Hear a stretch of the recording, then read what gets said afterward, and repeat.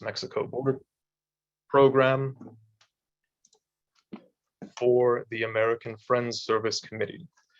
Each of these panelists is an expert in their field and understand the multifaceted intersections of surveillance capitalism. We'll break this panel down to some individual presentations by each panelist, then open it up to forum questions generally at the end.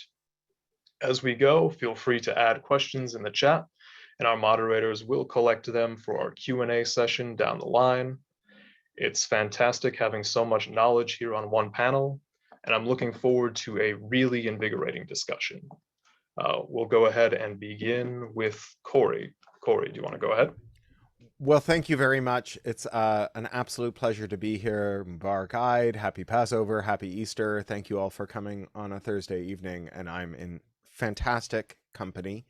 I'm a card-carrying DSA member in beautiful downtown Burbank, California, and it's a pleasure to be talking to all of you, one county to the south of me. The title of this panel tonight invokes the term surveillance capitalism, and it's a term that I have a kind of love-hate relationship with.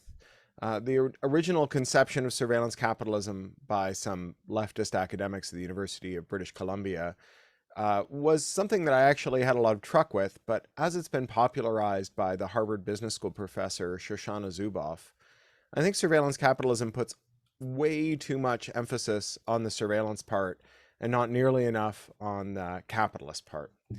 I think when we hear discourse about surveillance capitalism, it starts from the presumption that when the tech firms say that they have figured out how to use big data to convince us of any outlandish proposition, and that if someone were only to pay them enough money, they could use their non-consensual dossiers that they've compiled on you to convince you of anything, that we give far too much credit to those big tech firms.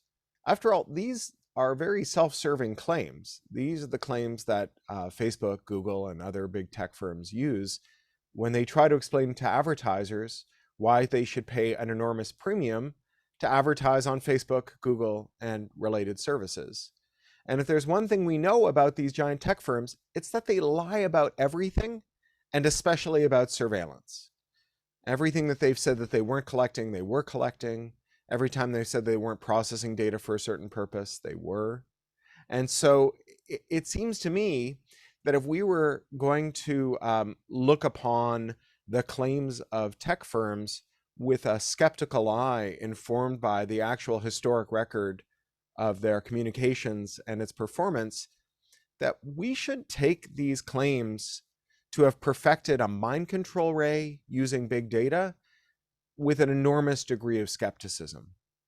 After all, everyone who's ever claimed to have invented a means of convincing people of stuff that they don't actually believe in and wouldn't believe in if they heard the arguments in a reasoned way, they all turned out to be lying, either to themselves or to all of us, or both, whether it's Rasputin or Mesmer or MK Ultra and the CIA, or those sad weirdos who call themselves pickup artists. Every time someone claims to have figured out the magic spell that gets you to believe something, even if a rational examination of the proposition would cause you not to, they were all lying. I think that extraordinary claims require extraordinary evidence, and the evidence that's cited by the tech firms and their critics to explain why somehow Mark Zuckerberg built a mind control ray to sell your nephew fidget spinners, and then Robert Mercer stole it and made your uncle into a QAnon racist, that all of that research that they cite in support of it is very thin. Big five personality types and sentiment analysis, these barely rise above the level of phrenology and are part of what's been broadly called the replication crisis, in which psychological experiments cannot be replicated. More importantly, the more sound evidence that they can proffer for their offerings, the big one being Facebook's claim that after they performed a non-consensual psychological experiment on 60 million of their users to see if they could get them to vote, that Facebook's claim that 300,000 of them voted is wildly misinterpreted. It's true that Facebook did manage to convert about 300,000 people who they didn't expect to vote into people who went out and cast a ballot, but that is across a sample size of 60 million users. That is a 0.39% effect size. There are no elections that are decided by 0.39% margins. And so while it's true that Facebook is in fact run by the kinds of people who perform non-consensual psychological experiments on 60 million people, and this should disqualify them from running a lemonade stand, let alone the social network that 3 billion people worldwide depend on, it's not true that they figured out how to do anything particularly impressive.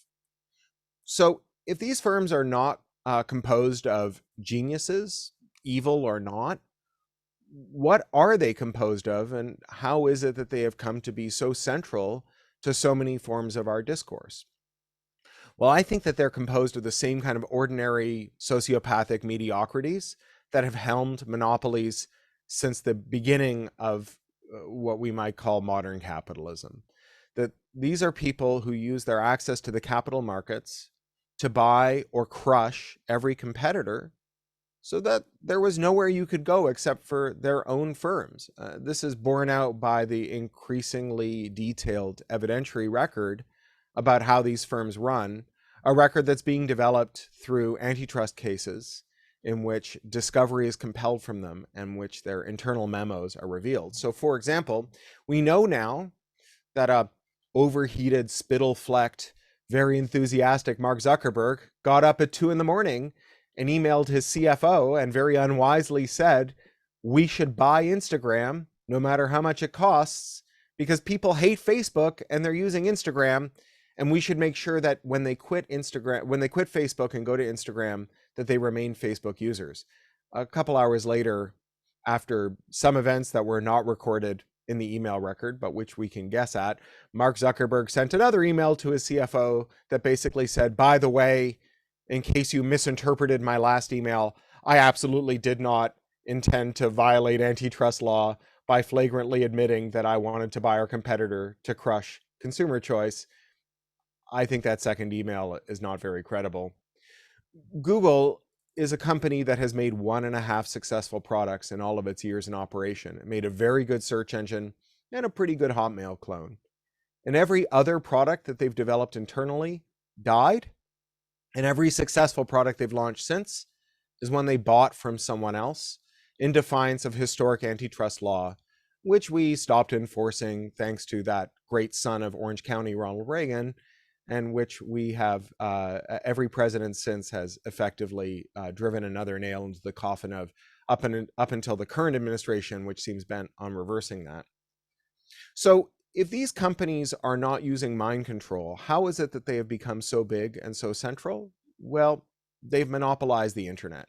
They converted the wild and woolly internet into 5 giant websites composed of screenshots of text from the other 4. Now, it's not to say that the surveillance that they do doesn't matter. It has grave human rights implications.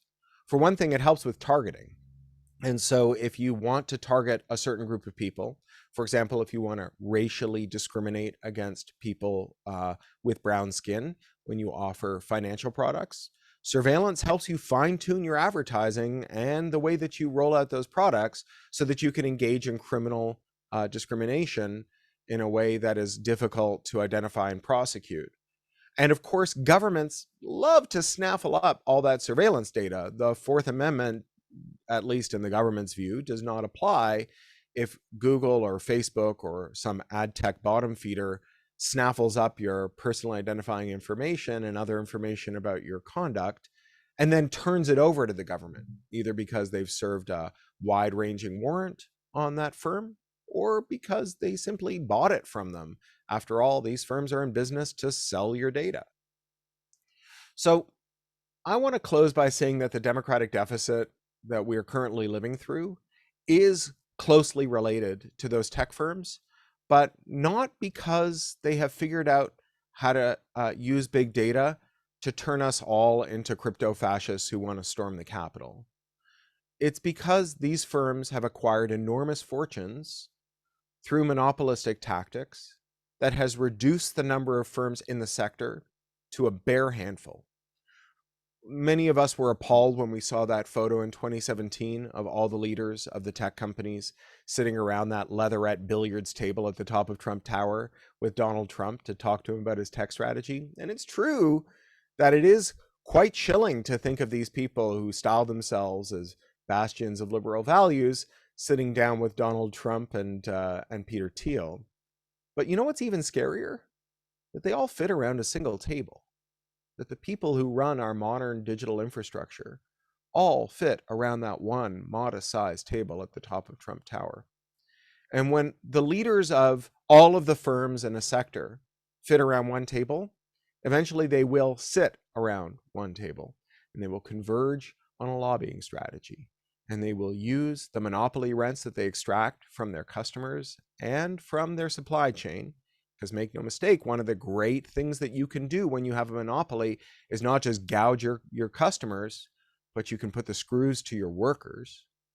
They will mobilize those ill-gotten gains to win the policy that they want, which explains why, despite the fact that Americans overwhelmingly support a federal privacy law, no such law is in sight. So I think that there is a democratic deficit, and I think it arises out of monopoly. And I think that there is cause for hope, because that monopoly is and its effects are very widespread. We have monopolization in every sector. One company controls all the world's eyeglasses and lenses, a European company called Luxottica Essilor, which also owns every eyeglass retailer you've ever heard of. One company controls all the professional wrestling, and two companies control all the brewers, and four companies control all the shipping, and one company controls all the cheerleading. You name a major industry, and it's dominated by 5 or fewer companies. And the good news is that means that no matter where it is you are suffering under monopoly, whether you're a trucker who's having the screws put to you by the logistics firms, or a beer drinker who's noticed that every delicious microbrew that you like has been crushed or bought and destroyed by one of 2 giant beer companies, you have common cause. Before the term ecology was coined in the 1970s, some people cared about owls, some people cared about the ozone layer. It wasn't clear why, if I cared about the gaseous composition of the upper atmosphere, I should be on the same side as you with your concerns about charismatic nocturnal avians. And the term ecology welded 1,000 issues into one movement. And today we are on the cusp of welding 1,000 concerns about corporate power into one anti-monopoly movement. And we are seeing actual movement on this in Congress and in the European Union, with tech trust-busting bills and new merger guidelines coming out of the FTC. And all of this has implications not just for our rights as consumers, and I urge you not to think of yourself as a consumer. You owe yourself more dignity than the status of a mere ambulatory wallet, but also in our status as workers. Because after all, tech is a means by which workers are controlled. And in the era of lockdown, tech has become a means by which the kinds of control that we historically applied to people who had very low social status, asylum seekers, children, people in mental institutions, and prisoners, have been imposed on white-collar workers. And now, finally, there is the potential for a real coalition among all of those different kinds of people, because the technology adoption curve by which you knock the rough edges and normalize the worst technologies by subjecting people with no social power to them until you work your way up the privilege gradient to the people who have the most social power, well, it's reached its apex. 20 years ago, there was a camera watching you while you ate dinner. It was because you were in a supermax prison. Today, it's because you're a middle-class person from a suburb who was unwise enough to buy an Apple or Google home automation system. And finally, we do have the potential for broad-ranging coalitions that can resist this kind of power and this kind of surveillance, and not abandon technology, but turn it to humane uses, seize the means of computation. Thank you. Thank you very much, Cory. That was fantastic. Next up, we have a talk from Khalid Alexander, the founder of Pillars of the Community, local Southeast San Diego leader, Khalid, do you want to take it away? Yeah, thank you, Jacob, and thank you, Cory. I was going to begin my talk by saying we're all going to be victims of mind control, and it's going to turn us into raging crypto fascists. But so much for that talk. But in all honesty, my approach to kind of surveillance and surveillance capitalism is a little bit different, and I'm going to start off from a different angle, kind of coming from some personal experiences and family history. One of the things that interests me most about kind of surveillance and those people who want to profit from it is the connection between surveillance and fear, and who they tend to target and stoke the fear from, and how they're able to profit from those things as a result. I always like to talk a little bit about my family history, because I think it's something that I'm proud of, and I think it's something that gives me insight into the topic that we're dealing with today, and my understanding of it. My great-grandfather was a runaway slave. His very existence was considered problematic. His very existence was considered criminal. He raised his family on an Indian reservation in Omaha. My grandfather, his son, at a very young age, left and became a field worker, a migrant field worker, where eventually he became a union organizer and a Communist Party leader.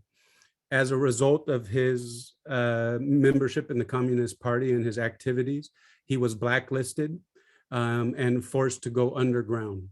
My mother, his daughter, was a member of the Oakland chapter of the Black Panther Party, an organization which was one of the major targets of COINTELPRO and other forms of state surveillance.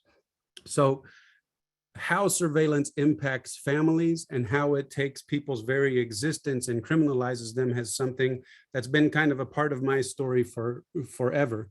Myself, I became Muslim in 1995, a few years before September 11th, where the Patriot Act was the turning point really for a lot of Muslim Americans who felt that they had assimilated into this country and had changed their name to Sam and Mo and other names.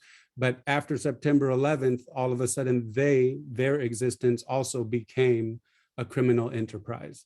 All of a sudden, the country which they thought had embraced them had all of a sudden put them under a surveillance and targeted them as others.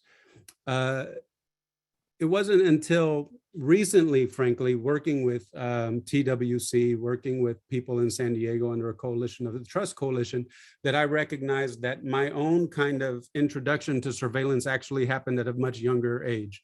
I was around 11 or 12 years old, like many African-American and Latino men and women in California, when I first began to be pulled over by the police. And one of the questions that we were always asked was, are you a gang member? At that time, I would be with my friends and they would, and I, many out of bravado would be like, yes, I'm from such and such gang. And they were neither more or less gang members than I was at the time.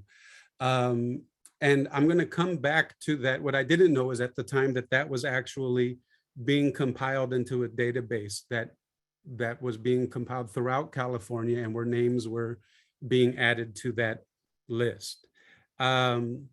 Moving forward and returning and moving into the neighborhood where I live right now, which is called Southeast San Diego, I was pulled over 3 times in a period of 2 weeks. And once again, I was asked that question. One, are you a fourth waiver, which people who are on probation or parole in California are made to sign away their Fourth Amendment rights, and they can therefore be searched and detained for as long as law enforcement feels necessary. But the second one was, again, are you a gang member? So I'm sure all of us have been pulled over by the police, but I doubt that the majority of us who are pulled over by police are asked whether or not we're gang members. This is well into adulthood as I'm teaching at San Diego Community College. because of that, we quickly began to, founded Pillars of the Community, which is an organization dedicated to advocating for people who are negatively impacted and targeted by criminalization. Moving ahead a few years under District Attorney Bonnie Dumanis, 33 African-American men were rounded up and charged with 50 years to life in prison. Some of them, Nick Hoskins included, inside of court, the district attorney said that there had been some shootings that had occurred a few years before. And under this obscure penal code that had never been used before, 182.5, anybody who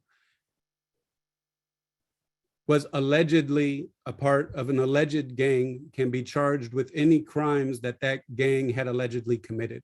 How did they find out who can be claimed as a gang member? Is through this gang database that had been collected. Around this time, we began to organize around the issue. We were able to get some legislation passed.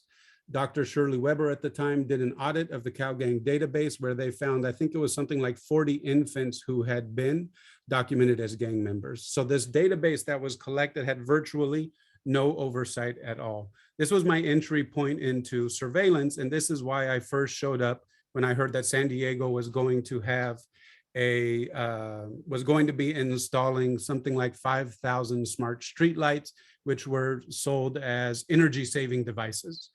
A friend of mine at CARE San Diego told me, hey, you might want to be paying attention to this because it sounds like they're going to be surveilling Southeast San Diego.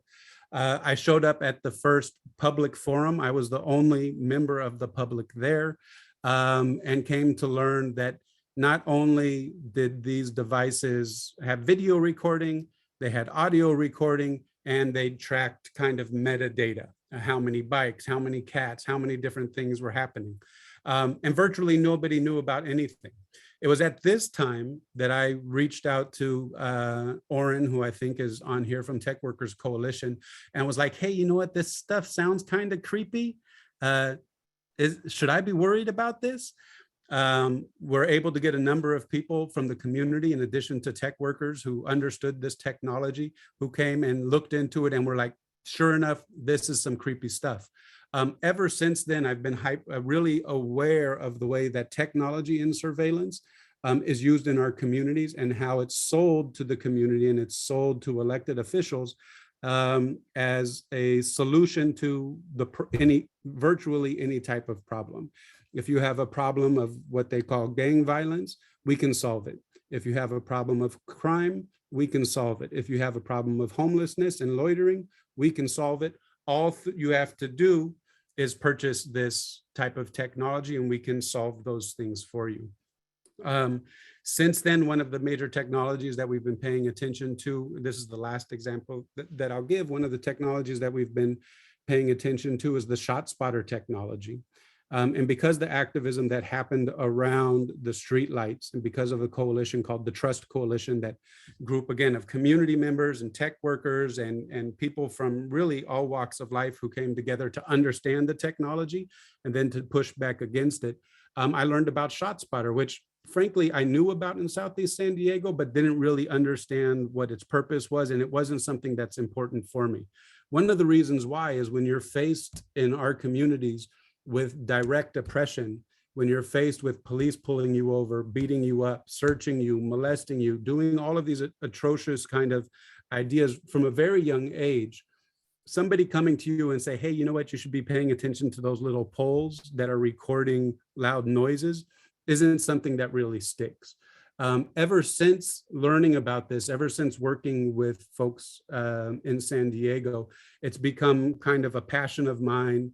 And Dr. Lily Irani from UCSD, who I've been working closely with, on how can we make sure and present this type of technological information into the communities that are most impacted by it. How can we explain to them how this surveillance technology is essentially doing two things. One, it's helping criminalize the communities that we're a part of, but two, it's also stoking fear. If the elected officials and those people who have control over the money and the purse strings don't have a sense of fear, if the communities don't have a sense of fear, then they're not going to be spending the money in order to buy these technologies from the company. The last thing that I'll say, ShotSpotter, for example, which is in my community that I live in, it has the most kind of presence of shot spotters. Within a 4-mile radius, they spend about $600,000 a year to protect the 4-mile radius. And so a lot of the discussion around ShotSpotter is the technology efficient? Is it correct? Are the numbers skewed? Is the reporting on it biased, et cetera, et cetera? And for me, that's not even the issue. For me, the issue is that's $600,000 that's being taken from the community. And it's being invested in a company that has absolutely no real interests in the community itself and no connection to the community itself. And what other possible strategies can we use with that $600,000? With $600,000, I could literally hire 10 people at $60,000 a year and have them patrolling the neighborhood 24/7 and reporting any loud noises, being in touch with the community members.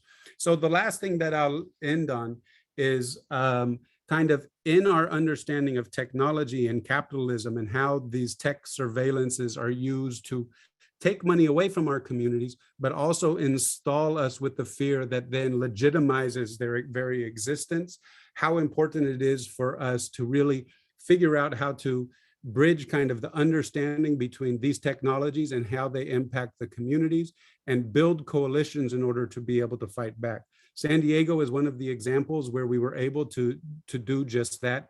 We now have 2 ordinances that have been passed. One that creates an oversight board and the other creates some guidelines around tech surveillance. But none of those things are important and none of those things will matter if you don't have the people in the communities themselves who understand why it's important to understand these issues, how they impact the communities.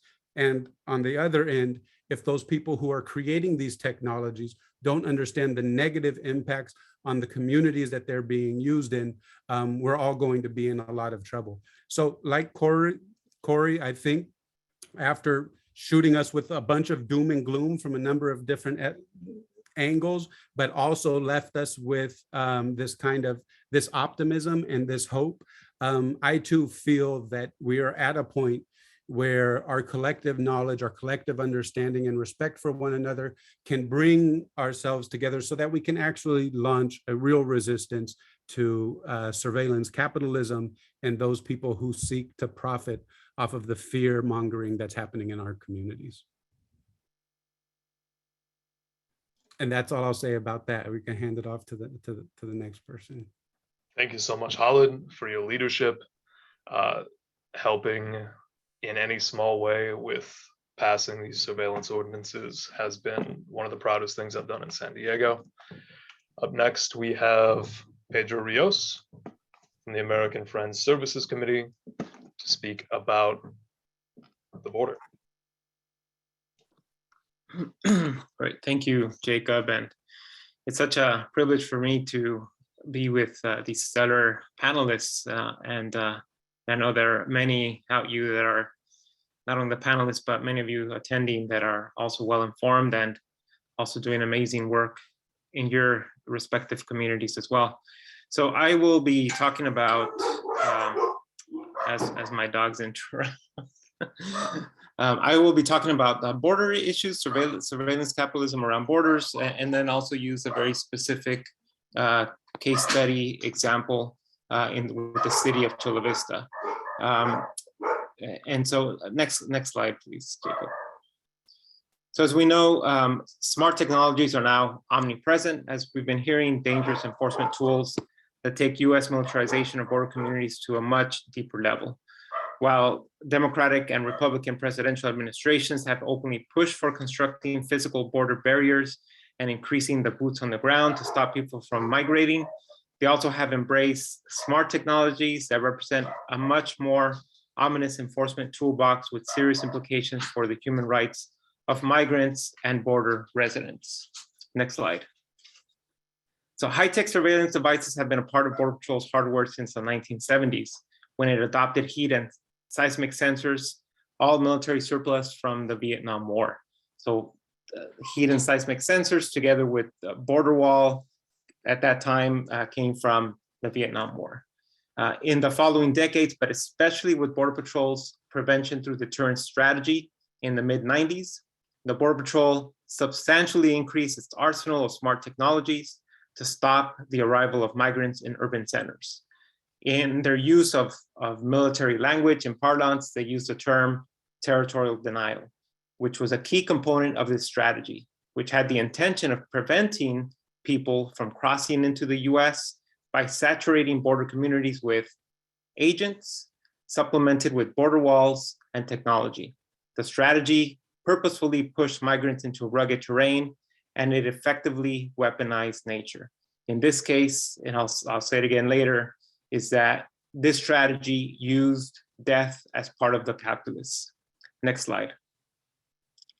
So along with that, a conservative estimate is that as many as 10,000 migrants have died since 1994 in the southwestern United States border region when the Border Patrol implemented these various enforcement operations. In California, it was known as Operation Gatekeeper. Next slide. The US deterrence strategies continue to cause migrant deaths at record numbers. During the last several decades, smart technologies have been incorporated as an integral part of border militarization practices, and opportunistic companies profiting from them have turned them into a prosperous industry. Though politicians continue to argue and promote the idea that virtual walls or smart technologies are safer and humane alternatives to physical barriers, this reasoning is misguided.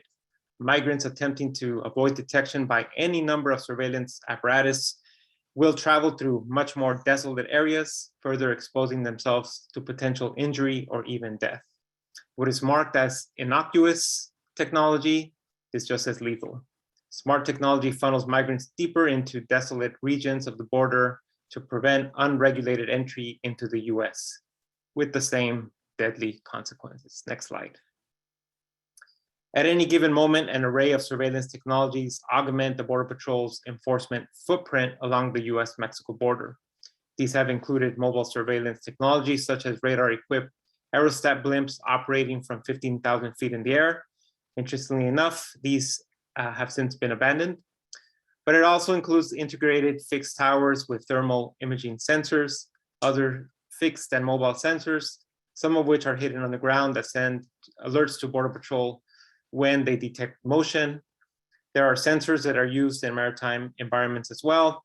Predator beam drones enabled with video and radar sensors, small unmanned aerial systems, night vision and infrared scopes, facial recognition cameras at pedestrian border crossings, which some of us have the right to choose not to have our faces taken a picture by these systems. And also the ALPRs, the automated license plate readers that are used at the ports of entry, as well as any number of internal checkpoints within 100 air miles of the US. And so this is just to point out some of the technology that's used. Next slide. There is more absurd smart technology that has been proposed, and you might have seen the ruckus around the Department of Homeland Security's saying that they're going to deploy these mechanical robot patrol dogs for field operations to be used in both rugged terrain and in urban settings. As one CBP agent explained, you have your standard criminal behavior, but along the border, you can also have human smuggling, drug smuggling, as well as smuggling of other contraband, including firearms or potentially weapons of mass destruction. All scenarios contemplated for the mechanical beasts prioritize their use to enhance enforcement. There's little to no regard for attending to the humanitarian needs of migrants on the move, except to suggest they should be crudely hunted by sophisticated dogs straight out of a dystopian movie scene. Next slide. A 2019 study found a meaningful and measurable shift in the location of human remains associated with migration routes located outside the range of surveillance towers that were part of the Department of Homeland Security's SBI Net system, or the Secure Border Initiative. The shift was a 643% increase in the rate of mortality between 2006 to 2020. Under former President George Bush, SBI Net was published to incorporate was supposed to incorporate a force multiplier approach at detecting migrants by combining surveillance technology, such as towers, with the on-the-ground presence of the Border Patrol. The funnel effect the authors described was that migrants take more dangerous and remote crossing routes in an effort to circumvent surveillance towers, thereby increasing the likelihood of migrants facing physical harm and even death in their attempts to cross into the US. So again, highlighting that death has always been part of the calculus of their deterrence strategy. Next slide. For decades, the borderlands have been an experimental landscape for Border Patrol's enforcement tactics and efforts to militarize local communities. Those tactics then are used in interior enforcement strategies. This also includes the Border Patrol's deployment of its surveillance technology into interior communities, which disproportionately target Black, Indigenous, and people of color. CBP, or Customs and Border Protection, deployed a Predator drone over a march demanding justice in the killing of George Floyd in Minneapolis in May of 2020. The New York Times reported that CBP had used its drones to fly over 15 cities in the US. Indigenous activities protesting the expansion of oil pipelines through their territories and over their sacred lands also noted that CBP surveilled them with drones 20,000 feet overhead. Surveillance of Indigenous people is not new.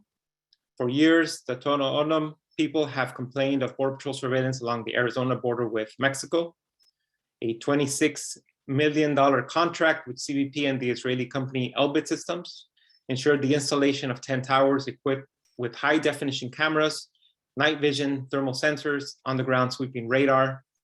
Elbit Systems proudly touts its persistent surveillance on its website, stating it covers over 7,400 square miles, has deployed 55 integrated fixed towers, which cover 200 miles across the borderlands. Next slide.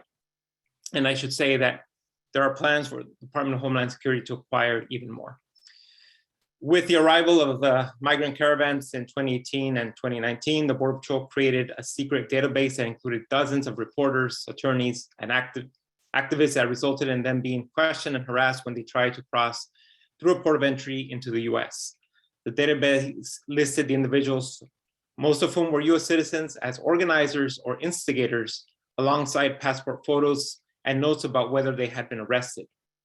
This practice of deliberately targeting people and creating dossiers on them could have a chilling effect on First Amendment activity everywhere. The secret database was accessed by 5 agencies, including CBP, Border Patrol officials, ICE, Homeland Security Investigations, and the San Diego branch of the FBI. CBP has already obligated non-governmental organizations supporting in the processing of migrants seeking asylum to use a biometric mobile application known as CBP-1. Through the press release, though the press release neglected to mention how it could be used on asylum seekers, CBP-1 requires that those organizations enter a photo of asylum seekers into a database to be used for facial recognition when that person presents themselves to CBP. Next slide. So smart technology is also a code word for private-public partnership in border enforcement and surveillance. For 15 years, a Border Patrol Security Expo, organized by former border security officials, now in the private sector, features over 100 exhibitors displaying the latest border security equipment, technology, and services. Exhibitors at the Expo include Elbit America, Anduril Industries, and over 160 other companies and organizations hawking their products seeking government contracts. The Border Security Expo is a window into how for-profit corporations are receiving a windfall in lucrative government contracts while selling their war products at militarized border communities. The journalist Todd Miller has reported that the main beneficiaries of border contracts are also the same companies making the most campaign contributions, doing the most lobbying, meeting most often with government officials, and entering government as advisors and staff in strategic positions of influence. It is not surprising, as this slide will show, to know that President Biden received 3 times more campaign contributions than Trump from border security contractors leading up to the 2020 presidential election. So I want to just, so next slide. quickly focus on a local effort. So, and the idea here is how surveillance technologies get localized, and using the city of Chula Vista as a case study. So the city of Chula Vista is a classic example of how they've put the cart before the horse. Absolutely no opportunity for public review, therefore no transparency and no oversight and no accountability. A group of us found out that through their use of the LPR technology, the automated license plate readers, they were sharing data with the Border Patrol and with various units within ICE, data collected through their capturing of these license plates. And that data was being collected for a period of 365 days. So any one license plate that was collected was retained for 365 days, beyond the 30-day threshold that even the state of California uses for their collection of LPR. We know that the city of Chula Vista uses drones as first responders. They're I believe, still the only city in the country that has the authorization of the FAA to use these drones throughout the city. They are working towards the creation of a real-time crime center that will compile and collect all of the data sets that could then be used and accessed by a different list of police agencies. And in their pursuit of smart city status, they leave behind privacy protections, and they have weakened our ability to assert our civil liberties. The resistance that has taken place in the city of Chula Vista is to expose how they have railroaded any attempt to hold policymakers accountable. We have been admonished in public in city council meetings. We have been accused of being too woke when we ask questions about oversight and transparency. And until recently, they were unwilling to enter a process of creating a task force. So that's where we're at right now, creating a task force that will hopefully bring much more accountability to this. I guess by concluding, what I would like to say is that the increasing dependence on surveillance technologies as a panacea for managing migration, if we go back to the issue of migration, accelerates a profit-driven response where protecting the rights and the physical, emotional, and psychological integrity of migrating people is an afterthought, if present at all.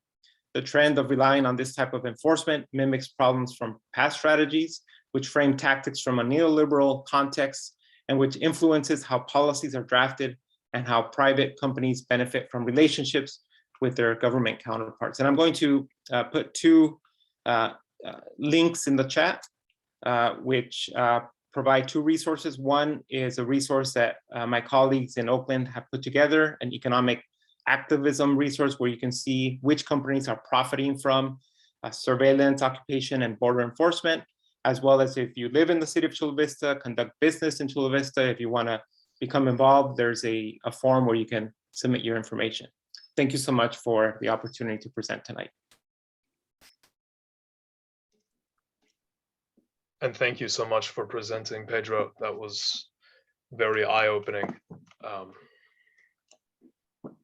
And last up, but not least, we have Sarah T. Hamid from the Carceral Tech Resistance Network. Sarah, do you want to take it away? Yeah, sounds good. Thanks so much for having me and making space for this conversation. And I'm super grateful to be learning from all of you today. I'm gonna first spend some time introducing the network and the work that we do.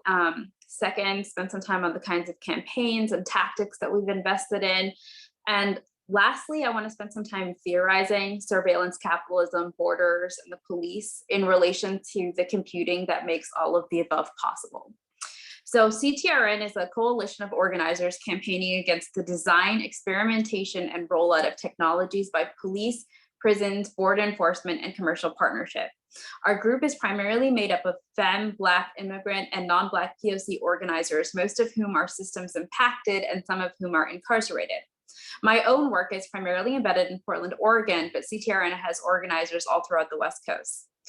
Carceral technologies, as we understand it, are technologies that are bound up in the control, coercion, capture, and exile of entire categories of people. These tech and the industries and state actors that scaffold their use are the inheritance of the long history of racialized surveillance, objectification, and developmentalism targeting Black, Indigenous, immigrant, and poor communities in the so-called United States. In 2018, the network was created out of a realization that the technologies that are often rolled out at a very local scale have afterlives. They travel to other contexts where communities may have less familiarity with them or no organized base prepared to confront or dismantle them. So for instance, you have entire communities that are being essentially targeted right now by gang databases that have been dismantled in one context, but have just been whole cloth lifted up and taken into other contexts where there's now immigration by virtue or internal migration by virtue of gentrification. Sometimes, because of the ways in which these technologies travel from one jurisdiction to the other, rather, because of the way in which they travel from one jurisdiction to the other, we realized that there was a need to knowledge share and build foster mentorship. And foster mentorship. Sorry, it's like the end of the day for those of us who are fasting, so it's catching up to me. I'm sorry. Just let me stumble through this, y'all. Okay, between community organizations. And second, thing that we realized was that there was a lot of continuity between the kinds of technology, the kinds of violence rather that technology makes possible between different communities. So like I said, we have 4 active sites of resistance: policing, prisons, borders, and commercial security industries. But you're starting to see, just like Pedro was highlighting, a shared victimization that a lot of communities are facing when the state starts to target these communities and starts reading these as common threats. So second, the kinds of campaigns that CTRN organizers roll out at the local or municipal level includes things like organizing tech workers or even school to tech pipeline campaigns where companies like on campuses like Palantir recruit students to help design violent systems. Second, we target vendors and we enact consumer-facing campaigns and target shareholders. Third, our work brings us into contact with local governments and city councils a lot, where many of us watch the contracts and procurements that cities take on, often uncritically, and advocate for divestment from violent tech industries and try to leverage city governments to enact prohibitions against this kind of violent profiteering. The example here is the private-public facial recognition ban in the city of Portland. Next, we also roll out popular education campaigns that expose the harms of technology that's often marketed as neutral and scientific and build knowledge around the risks they pose to vulnerable communities. This operates in 2 directions. So oftentimes, for instance, certain technologies will be conceptualized as being huge surveillance risks, right? And even if they are not privacy risks, or even if they technically do not record your voice, they're still marketed in a way that communities have no way of assessing whether or not that risk is real. So where ShotSpotter devices are put up are now made threatening to communities who aren't fully aware whether or not they're going to be criminalized by virtue of these technologies. So just by their being present alone, they're criminalizing public space and they're making being in public spaces difficult. And lastly, our work is to try to think through and experiment with new models of what technology and what community-owned and governed technology and data infrastructure could look like, or alternatively, what non-technological or non-punitive solutions to problems our communities face can look like. So an example here would be like doxing defense. What does it mean to establish a doxing defense for your community when the entire network is put at risk because folks start going into actions and things like that? A lot of our work is knowledge building. The knowledge that we build is not just about building databases with names of vendors. It's crucially building political theory and the working knowledge of what resistance looks like in this context. This is forward facing, but it's also historic. The problems of technology are often presented as new and newly urgent, even in movement spaces, but that urgency comes in part from the industry hype itself, along with the way in which movement knowledge has been repressed and suppressed. So our knowledge work here is recovery, in parts understanding how movements for liberation like the Black Panthers or the American Indian movement, who are particularly active in a moment of experimentation with computing systems that resemble our own during deindustrialization, how they built a concept of technology and a relationship to computing that informed their particular struggles for liberation and what we can do to learn from that. Increasingly through these study groups and efforts at collective study, we started to recognize a new and different conceptualization of computing that's been useful to us, and this is what I wanted to share. I think it's helpful to remind ourselves that computing and the calculative practices that are now largely in practice are far from universal, nor are they particularly modern or bound up in the kinds of statistical practice that have been given new life under the current regimes of American empire and Euromodern technical practice. Those are not necessarily all of computing or what computing has always meant. Computing as practice, perfected and distributed through US empire, descends from and is informed by the carceral violence of plantations, reservation, and penal science, among others. Historic and contemporary carceral containment and immobilization share more than an expression of brutality. They also share a scientific knowledge of carcerality. Contemporary computing techniques descend from the knowledge accrued from plantation management techniques, from the genocidal accounting of the Commission of Indian Affairs that tabulated federal larders to decide how much starvation or hunger was appropriate to demobilize Indian nations that were in revolt against Indian removal. And they also share a lineage with the export mandates that colonizers used to affect famine in Bangladesh, from whatever perverse math makes that possible, and also from whatever perverse makes it possible for oil companies to calculate exactly how much longer they can extract and excrete until the whole thing falls apart. Carcerality and computing are mutually reinforcing projects. The legacy of this mode of innovation is predictive policing, it's risk assessment algorithms, it's the robot dogs that are being deployed at the border to hunt down migrants that Pedro highlighted.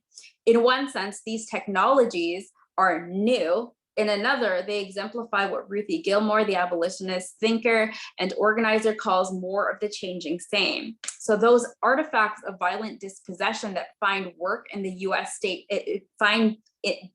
use in the work of US state repression against racially criminalized and poor communities and those who are targeted by the state. Part of what seduces firms and state actors to adopt these technologies is the marketing narratives that the technologies craft around these tools so as to make them appear cutting edge and new. But it's no accident that these technologies are haunted by logics of racialization, eugenics, segregation, land enclosure, and racial banishment schemes. Sciences that have long been dismissed as racist and empirically bankrupt, but sciences that have never really left us and are finding new life amid surveillance capitalism. So I wonder if instead of seizing the means of computing, and this is not to pick on Cory, I found that to be so provocative. I wonder what it would mean to instead declare there's no such thing as computing. So like similar indictments of, quote, public safety, quote, free markets, quote, humanitarian intervention, such a declaration is an invitation to refuse conscription into political projects that enact war against our people. This is a posture of resistance and insurgence, one that takes exception to the very practice of stabilizing the artifact of computing, thereby affirming the directives of violent statecraft bound up in the advancement of colonial technologies. Thank you. That was fantastic, Sarah. Thank you. Outstanding, and way to push through it at the end of the fast too. Okay, so we're going to open this up to some Q&A. We've got a few questions that we've accumulated over the course of this panel.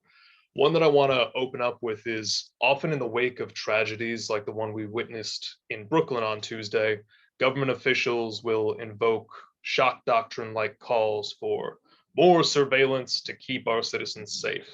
There are already pundits and politicians pushing for this, like metal detectors on subway entrances. I want to ask the panel, I think we can go kind of like one by one, just raise your hand if you've got it. What are the keys to pushing back against this narrative? How do we center safety without surveillance in our organization work?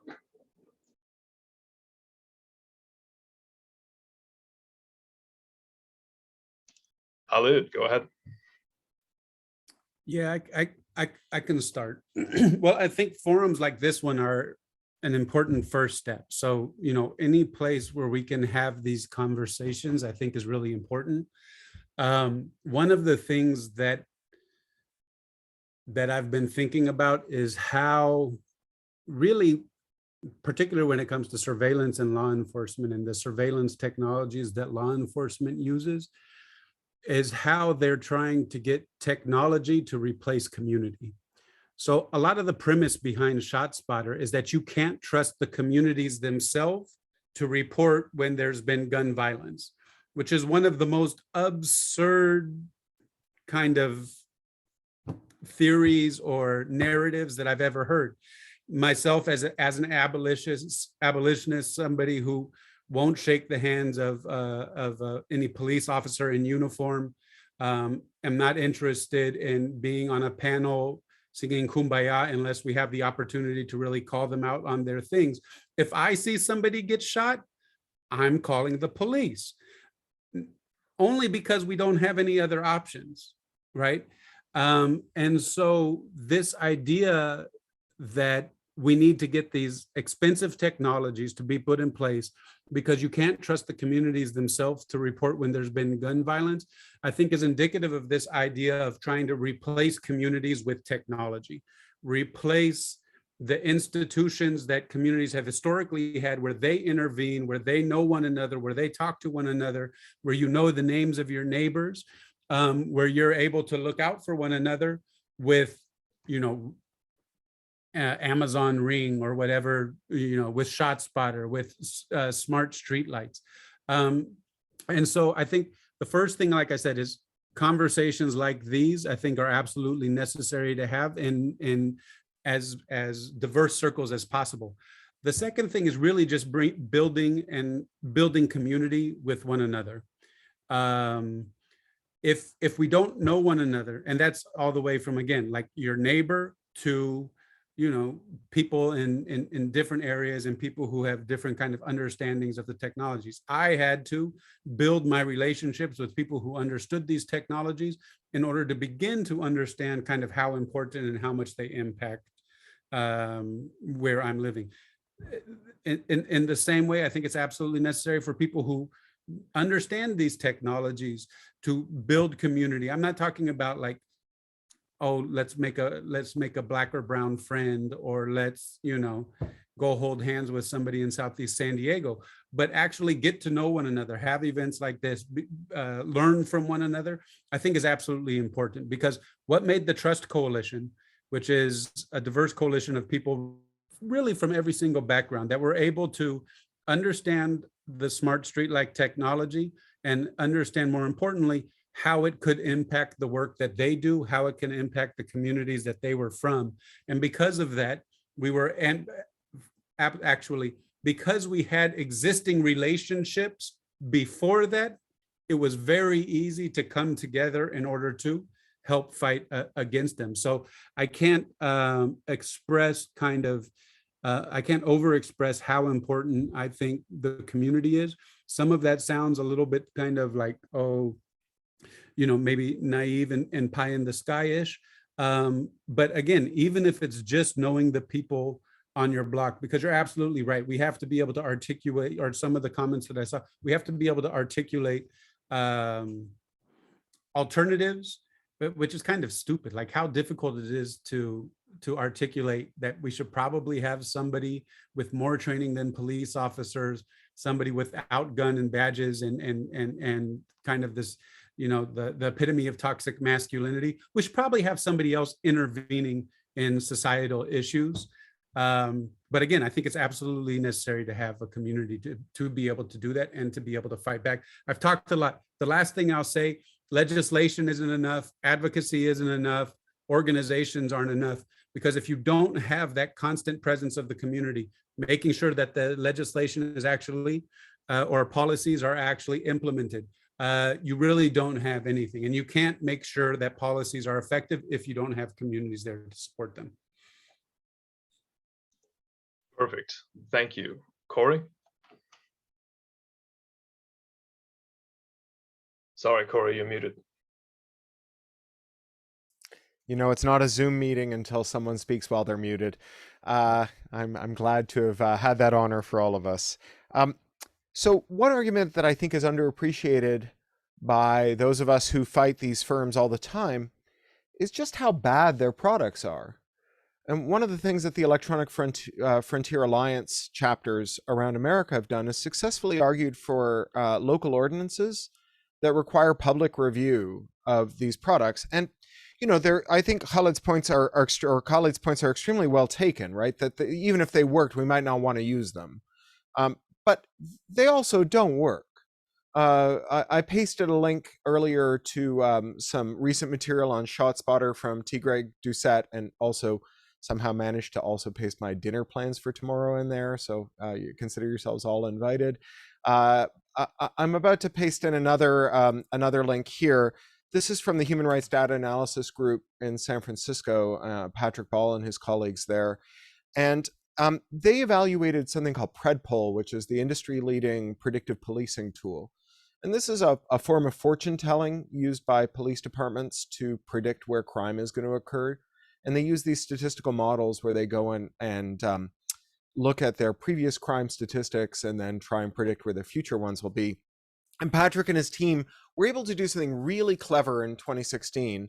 They were able to take the Oakland policing data on drug crime and feed it into PredPol and ask where the drug crime would be the following year. And the following year was also the year that the National Institutes of Health does its triennial gold standard survey of drug use in America.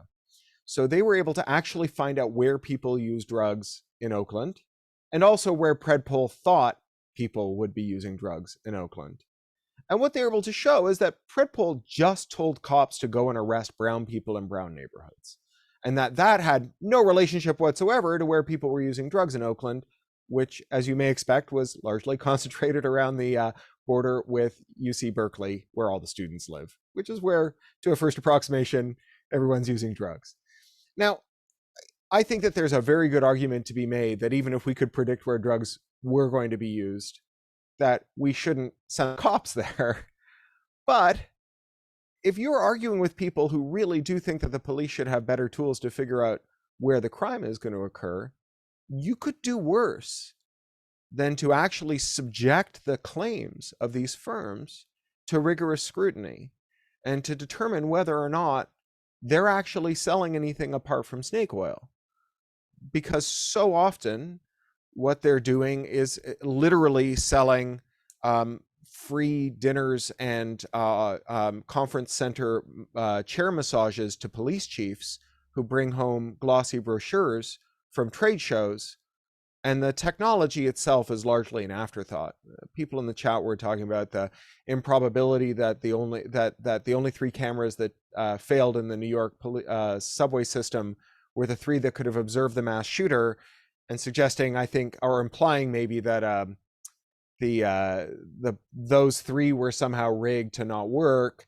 I think it's far more likely that most of those cameras don't work. And that the cops don't want to admit it, so they admitted the bare minimum, which is that the 3 that definitively did not record the crime of the century in the New York police, in the New York subway system, those were the only ones that didn't work. And so, you know, I think that a lot of our conservative neighbors are really concerned about government waste and pork. And you could do worse than to show up and talk about just how much garbage procurement goes on in cop tech. Absolutely. When pushing back and fighting against ShotSpotter technology here, one of the best resources that we're finding is auditing what they detect as a gunshot. 90% of the time, they don't link it to any kind of gunshot. It's a car backfiring, it's a kid with a firework, it's a misspike in the data. Do you have anyone else who would like to take a swing at this question?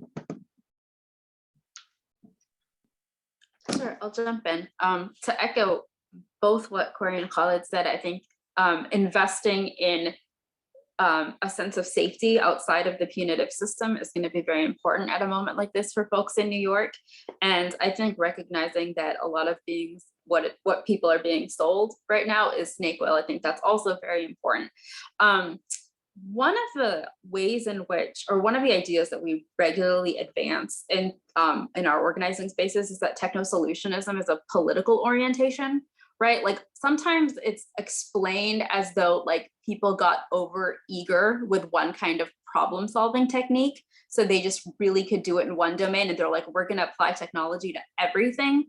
And I think that gets us away from realizing that they know that it doesn't work, right? Like this is like multiple schemes of snake oil on top of one another, right? So for instance, the history of predictive policing has actually very little to do with predictive policing. Around 2007, 2008, there was a realization that the number of detainees that we had in Iraq and Afghanistan, we needed an automated risk assessment, person-based risk assessment system to start screening them, because we had to do mandatory screenings in order to be compliant with human rights regulations, and we didn't have a sufficient person-based risk assessment system. So the NIJ doled out grants to a number of municipal contexts in the United States, including Chicago, where the strategic subject list was experimented with. So these experimented failed systems, most of those 2009 NIJ grant predictive policing systems have been deprecated. Those programs were never designed to work, right? They were designed to test and refine a way of innovating that is pernicious and parasitic on these particular contexts of violence, right? Because those exact same predictive policing technologies that didn't work in the Oakland context are now being peddled and sold to contexts like Lahore, Pakistan, where, you know, the police departments actually are resource scarce. And so they're finding these like marketing lines to be very, very seductive, right? So recognizing that what is happening as these technologies are being peddled is a political move as much as it is an enthusiasm for these technologies, I think is going to be vital.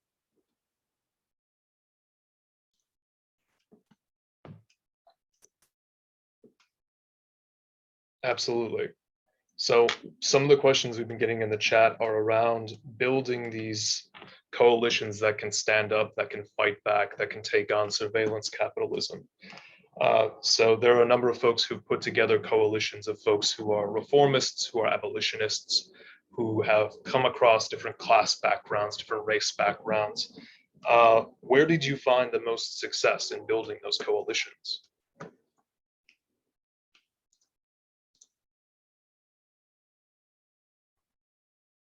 Can you ask the question again, Jacob? So where do you find the most success in building coalitions of folks and actually putting together power and fighting back? So I'll answer this kind of in two ways. One, I don't think that we would have been able to build the Trust Coalition in San Diego had we not had existing relationships already. Those existing relationships really crossed some of the kind of most obvious kind of class, racial, and other kind of differences that we would actually expect. So it wasn't like, oh, we need to find some people from the Asian community. We knew people from the Asian community who had been stepping up for protests around mass incarceration and gang documentation for a long time.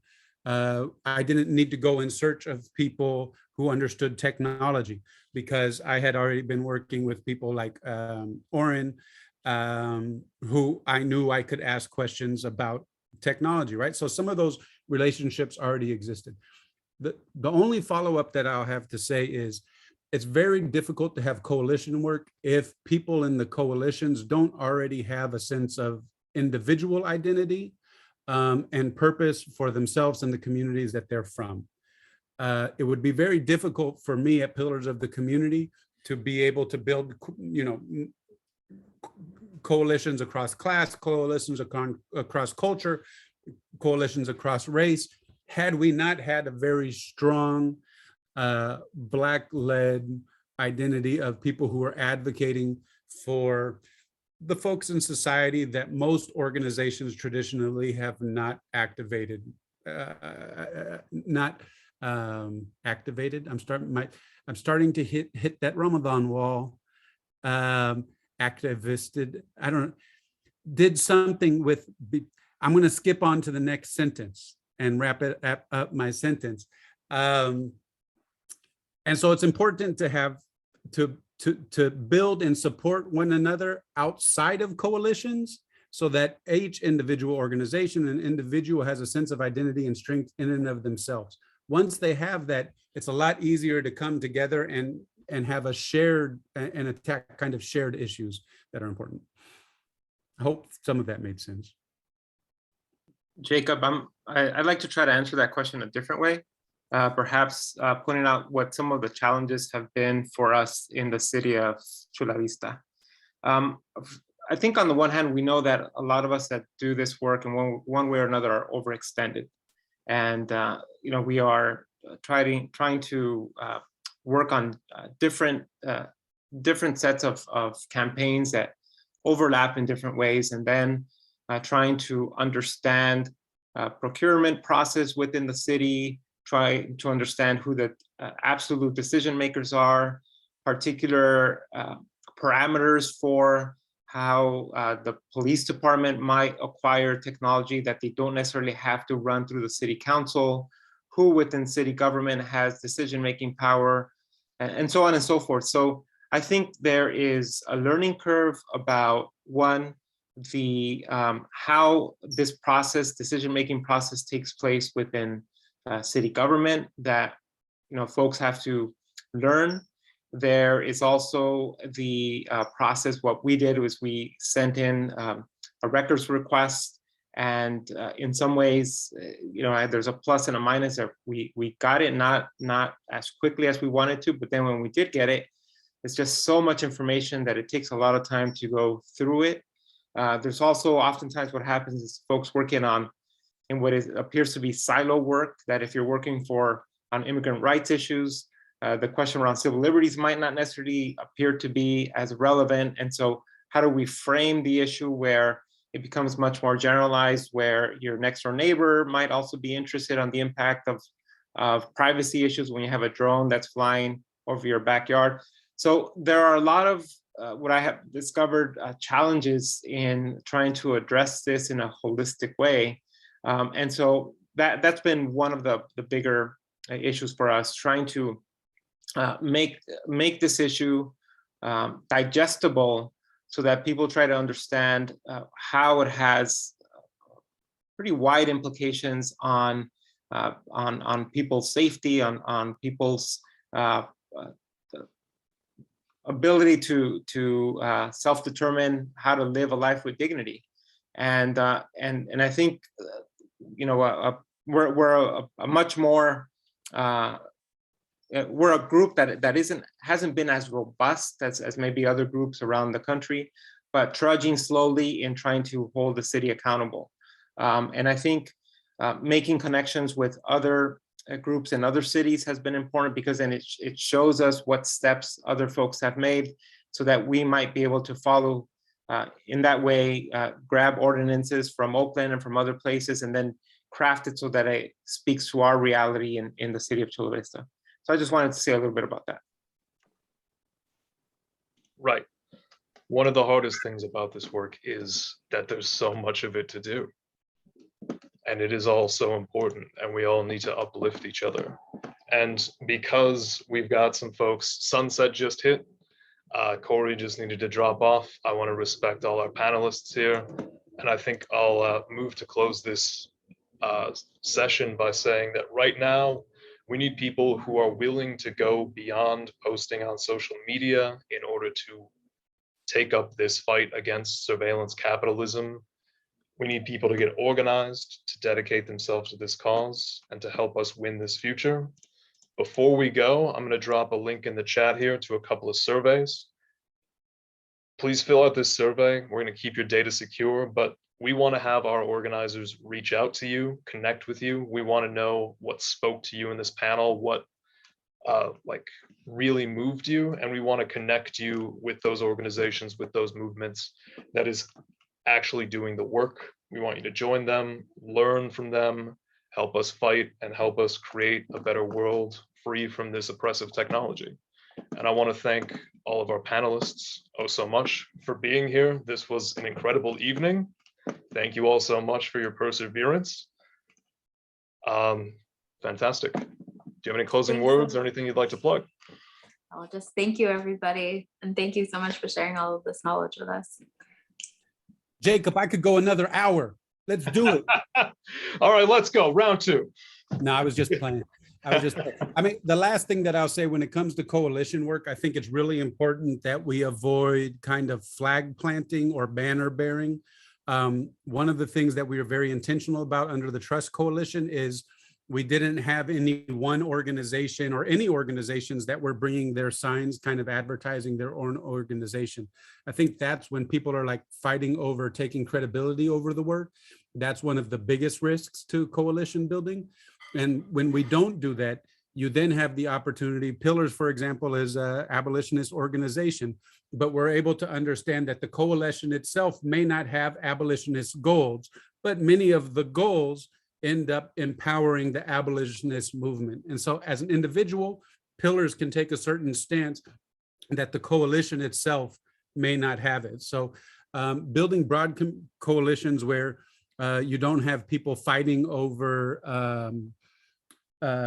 attention, which is difficult because that's how you get funding, I think is one of the easiest ways to keep coalitions together and not try to micromanage how individual organizations inside of the coalition, what their politics are or what their stances are, but to be able to come together with a shared goal in terms when it comes to the goals in terms of the coalition itself. Thank you so much. All right, thank you all very much for joining us. Thank you for all of your wisdom tonight. I'm very proud to be fighting alongside all of you. Likewise. And building a better world together. Thank you, Jacob. Great job, and appreciate the invitation and being on here with Pedro and Sarah and Cory and everybody else. Was an amazing experience.